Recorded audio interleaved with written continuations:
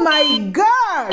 I will never ever in my life have sex again. Never, Nina wailed. Her voice hoarse from all the yelling. God, just save me from this one. I swear, I will never have another child. Nina lay in the hospital bed, her face contorted with pain. Sweat dripped from her forehead as she gripped the sheet tightly, her body trembling with every contraction. It was too much, and she couldn't take it anymore. Each wave of pain seemed worse than the last, and she couldn't help but scream. Her husband, David, was by her side, holding her hand, though it seemed like nothing he said could make her feel better. Just breathe, Nina. We are almost there. You can do this, David said softly, trying to keep his voice calm, but even he was looking tense. On the other side of the bed, Nina's sister, Sonia, was also trying to comfort her. Though Nina wasn't sure Sonia's calm demeanor was helping, Sonia had always been composed in situations like this, and right now, Nina felt like shaking her. It will be over soon, Sonia said in her gentle, soothing voice. Just focus on the baby. You are strong, Nina. You've got this. But Nina wasn't having it. Her body was on fire, and no amount of calming words could take that away. The pain was unlike anything she had ever felt before, and for a brief moment, she wished she could run away from it all. I don't care. I will never do this again. Never, Nina shouted, squeezing David's hand harder than she realized. The nurse moved around them quickly, preparing for the final moments of labor. Nina could hear the beeping of the monitor, the soft voices of the hospital staff, but all of it was a blur compared to the agony she was in. It was overwhelming, and all she could think of was the pain, how much she wanted it to end. Then, as another contraction hit, her body tensed up and everything seemed to come to a head. The baby is coming, one of the nurses announced. Just a few more pushes, Nina.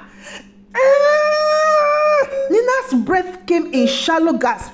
She couldn't focus. She didn't want to push. She just wanted it to be over. But there was no stopping it now. She had no choice but to keep going. With one final desperate push, Nina felt a sudden relief, as though a great weight had been lifted off her shoulder.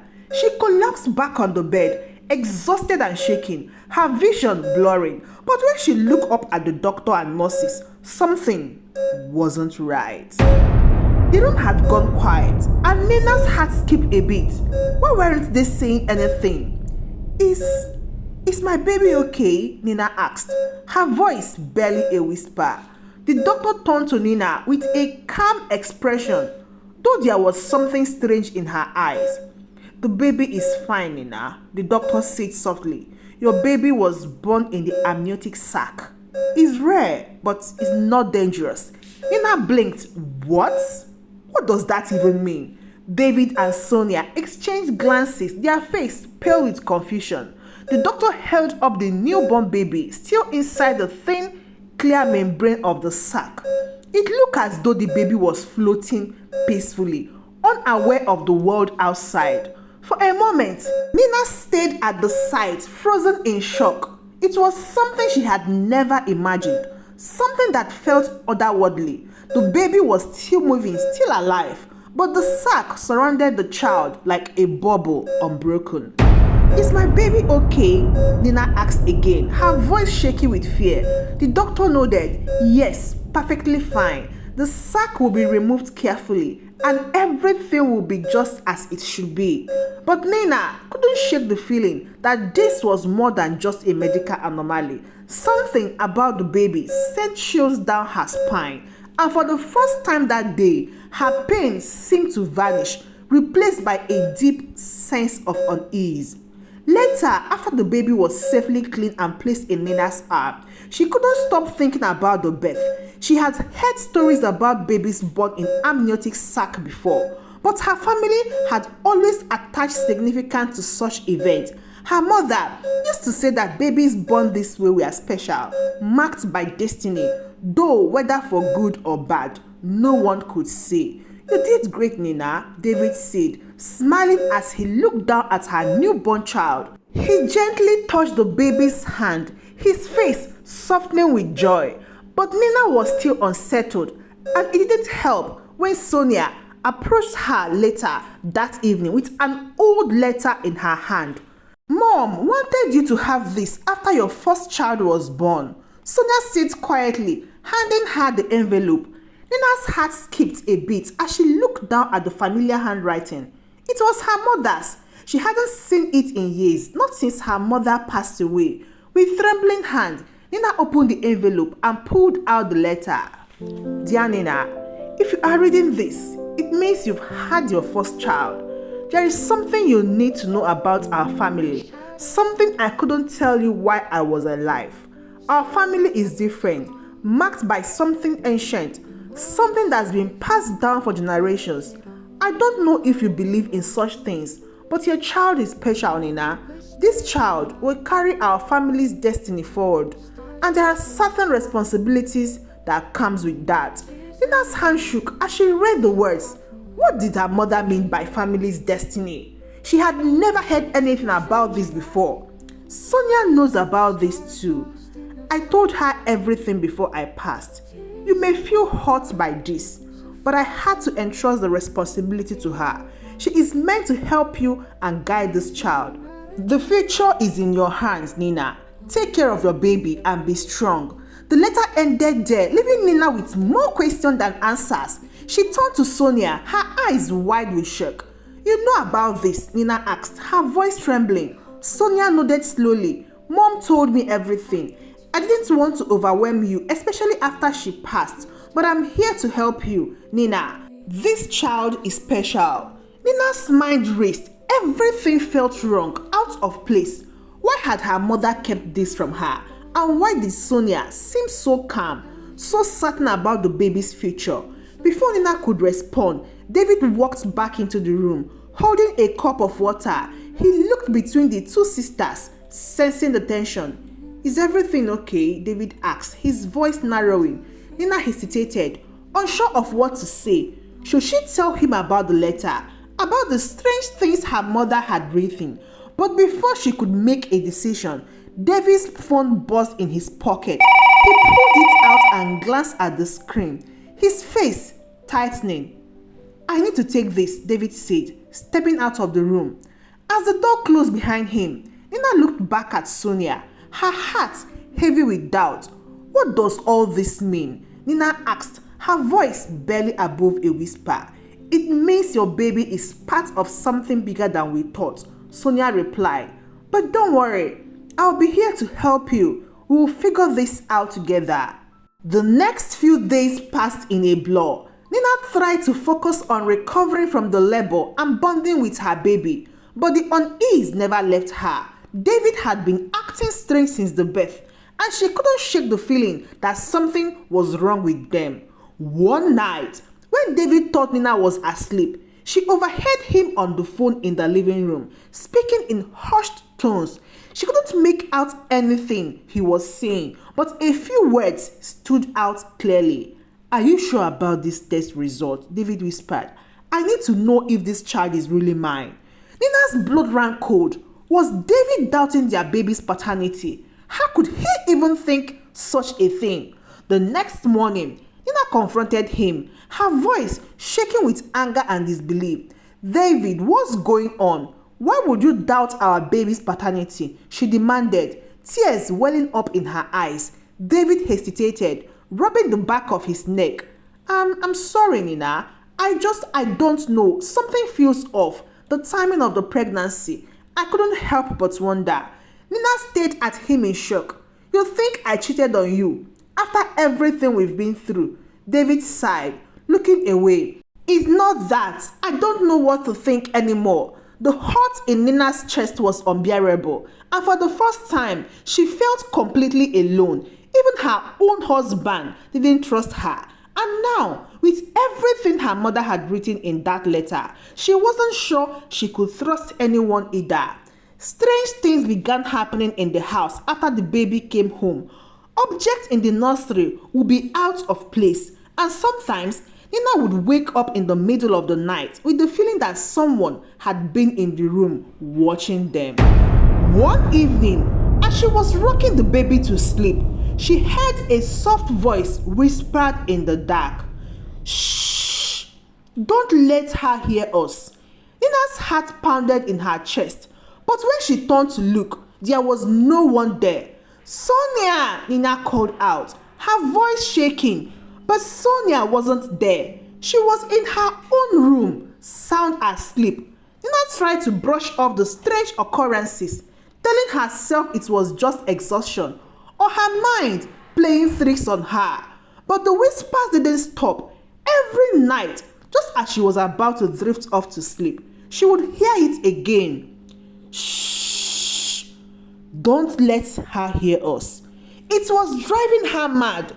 She didn't know if she could trust herself anymore. The baby seemed restless too, often crying uncontrollably, as though something or someone was disturbing their peace. Nina finally decided to confront Sonia about the whisper and the letter. One evening, after David had gone out to run an errand, she sat down with her sister in the living room. Sonia, I need to know the truth, Nina said firmly, her eyes locked on her sister's. What did Mom really tell you? What's happening with my baby? Sonia looked at her with an expression that was part concern, part reluctance. She hesitated before answering, her fingers tracing the edge of her cup. Mom told me things she couldn't tell you because she didn't want to scare you, Sonia said quietly. She believed that our family has a connection, something tied to the past. She was convinced that the firstborn child of each generation would carry a special role. But it's not a curse, Nina. It's more like, what's the word? A responsibility. Responsibility for what? Nina asked, her heart racing. And why are these strange things happening around my baby? I keep hearing whispers, and things are moving on their own. What's really going on? Sonia sighed and leaned in closer. Mom said that the child would attract attention, spirits, forces, whatever you want to call them. They are not dangerous though, but they are drawn to the baby because of who she is. You've heard them, haven't you? The whispers. Nina froze. You mean you've heard them too? Sonia nodded. Of course I have. I wasn't sure if I should tell you, but now I think you need to know. The baby is special. Nina, she's meant for something greater, and those whispers, they are part of the protection. They are here to guide us. Nina felt a chill run down her spine. This was too much, too strange, too terrifying. She didn't want to believe that her child was involved in something supernatural, but the signs were becoming too obvious to ignore. But why didn't Mom tell me any of this when she was alive? Nina asked, her voice shaking. Why keep it a secret? She was afraid, Sonia said softly, afraid of how you will react, and afraid that telling you will put too much pressure on you. She wanted you to live your life without the weight of the family's legacy hanging over you. Nina stared at her sister, feeling the weight of her words sink in. All her life, she had never believed in things like spirits or family curses. But now it seemed like she had no choice but to accept that there was more at play than she could understand. Just as she was about to ask another question, the front door opened and David walked in. His face was tense. He glanced at Nina and Sonia before quietly shutting the door. What's going on? Nina asked, sensing that something was wrong. David hesitated, running his hand through his hair. I got the DNA results back, he said, his voice low. Nina's heart sank. She had forgotten all about the test with everything else going on. And? David took a deep breath. The baby, she's mine, but there is something strange about the results. The lab found a genetic marker that doesn't belong to either of us. It's like the baby has something in her DNA that's not from our family or from any family. Nina's head spun. What does that even mean? I don't know, David admitted. But whatever it is not normal. The next few days passed in a haze of fear and confusion. Nina couldn't sleep, thinking about the DNA result and what Sonia had said about the family legacy. The whispers hadn't stopped, and now even David was starting to notice strange things happening around the house. One night, as they were putting the baby to bed, the mobile above the crib began to spin on its own. Nina and David stared at it, frozen in place, as the mobile picked up speed and the baby let out a soft coo. Sonia, what's happening? Nina asked, her voice trembling as her sister walked into the room. It's the spirit, Sonia said calmly.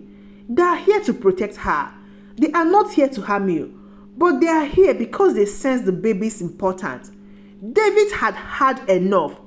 This is insane. We can't live like this. There has to be some kind of explanation, some logical reason for all this nonsense. Sonia shook her head. I've told you everything I know. You have to trust the process, David. The baby will grow up to fulfill her role. Whatever that may be, we just have to be patient. But David wasn't convinced, and neither was Nina. She couldn't help but feel that there was more going on than anyone was telling her. The final breakdown came when Nina found another letter hidden in one of her mother's old books. This letter was addressed to Sonia, her sister, and it revealed something even more shocking. Dear Sonia, I know you've always felt that David should have been with you and not Nina. I've seen the way you look at him and I understand. But this child, this baby is Nina's, not yours. No matter what happens, you must protect Nina and the baby. You cannot interfere with their lives, no matter what your feelings are. Nina's hand shook as she read the letter. It was true. Sonia had been in love with David all along, and now she was trying to take control of Nina's child, using the family's legacy as an excuse. Nina confronted Sonia that same night, tears streaming down her face. You've been trying to take my baby from me all along, haven't you? You've been using this family legacy as a way to get closer to David and the baby. Sonia didn't deny it. I loved David before you did, Nina. I was supposed to be the one to have this baby, not you. But I'm not trying to take her away from you. I'm trying to protect her. You don't understand what's at stake here. Nina shook her head, backing away from her sister. I don't care about the legacy. This is my child, mine, and I'll protect her with everything I have. In the end, Nina made the decision to cut ties with Sonia. She and David moved away, taking the baby with them, determined to start afresh and leave the family's dark history behind. But the whispers never truly stopped. Even in their new home, Nina would sometimes hear them late at night, faint but persistent. Shh! Don't let her hear us. Thank you so much for watching. And to you guys, what will you do if you discover that your family had been keeping secrets from you your entire life, and those secrets involve your own child? Would you trust them or would you walk away? If you enjoy this dramatic story filled with twists and turns, make sure to subscribe to our channel. We bring you more thrilling stories like this, where the unexpected is always waiting just around the corner. Don't miss out. Hit that subscribe button now and join us on this journey of suspense, drama, and unforgettable tales. Till I see you again in my next story. You know the drill, guys. Goodbye.